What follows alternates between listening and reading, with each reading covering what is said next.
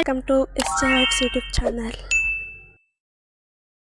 Hi, ನಾನು ನಿಮ್ಮ ಜಾನಿ ಬಸವರಾಜ್. ಬೆಳಗ್ಗೆ 3:30ಗೆ ಎದ್ಬಿಟ್ಟು ಸ್ನಾನ ಮಾಡಿಕೊಂಡು ರೆಡಿಯಾಗಿ ಟೆಂಪಲಿಗೆ ಹೋಗೋಣ ಅಂತ ಹೊರಟ್ವಿ.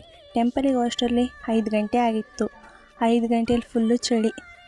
ಅಂತೂ ಟೆಂಪಲ್ ಹತ್ರ ಬಂದ್ವಿ. ಧರ್ಮಸ್ಥಳದಲ್ಲಿ ದರ್ಶನ ಆಗಬೇಕಂದ್ರೆ ಕ್ಯೂನಲ್ಲಿ ನಿಂತ್ಕೋಬೇಕಲ್ವಾ. ಕ್ಯೂನಲ್ಲಿ ನಿಂತು ಫುಲ್ಲು ನಿದ್ದೆ. ಅಲ್ಲಿ ದರ್ಶನ ಮುಗಿಸ್ಕೊಂಡು ಬಂದ್ವಿ. ದರ್ಶನ ಮುಗಿಯೋದ್ರೊಳಗೆ 7:30 ಆಗಿತ್ತು. ಅಲ್ಲಿಂದ ಡೈರೆಕ್ಟ್ ಗೊಮ್ಮಟೇಶ್ವರ ವಿಗ್ರಹ ನೋಡೋಣ ಅಂತ ಹೊರಟ್ವಿ. ಇಲ್ಲಿನ ಒಂದು ನಂಬಿಕೆ ಏನಪ್ಪ ಅಂದರೆ, ಮನಸ್ಸಲ್ಲಿ ನಾವು ಏನಾದರೂ ಅಂದ್ಕೊಂಡು ಈ ಕಲ್ಲನ್ನ ಕಟ್ಟಿದರೆ ಅದು ನಿಜ ಆಗುತ್ತೆ ಅಂತ ಹೇಳ್ತಾರೆ.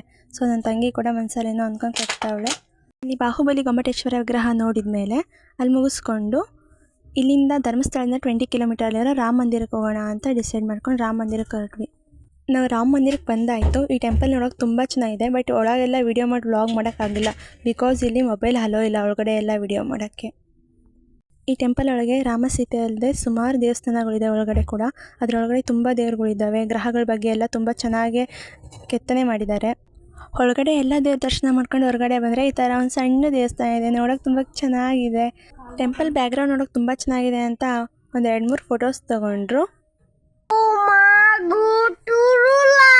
ಅಲ್ಲಿಂದ ದರ್ಶನ ಮುಗಿಸ್ಕೊಂಡು ಧರ್ಮಸ್ಥಳಕ್ಕೆ ಬಂದ್ವಿ. ಬಾಯ್ ಗಾಯ್ಸ್, ನಾವು ಊರಿಗೆ ಹೋಗ್ತಾ ಇದ್ದೀವಿ. ಇವಾಗ ಊರಿಗೆ ಹೊರಟಿದ್ದೀವಿ. ಬಾಯ್. ನಾವು ನೈಟ್ 8 ಗಂಟೆಗೆಲ್ಲ ಮನೆಗೆ ರೀಚ್ ಆದ್ವಿ. ಬಾಯ್ ಗಾಯ್ಸ್, ನೆಕ್ಸ್ಟ್ ವ್ಲಾಗಲ್ಲಿ ಸಿಗೋಣ. ಫೈನಲಿ ನಮ್ಮ ಧರ್ಮಸ್ಥಳ ವ್ಲಾಗ್ ಕಂಪ್ಲೀಟ್. ಲೈಕ್ ಮಾಡಿ, ಶೇರ್ ಮಾಡಿ, ಕಮೆಂಟ್ ಮಾಡಿ. ಹಾಗೆ ನಮ್ಮ SJ Vibes ಯೂಟ್ಯೂಬ್ ಚಾನಲ್ನ ಸಬ್ಸ್ಕ್ರೈಬ್ ಮಾಡಿ.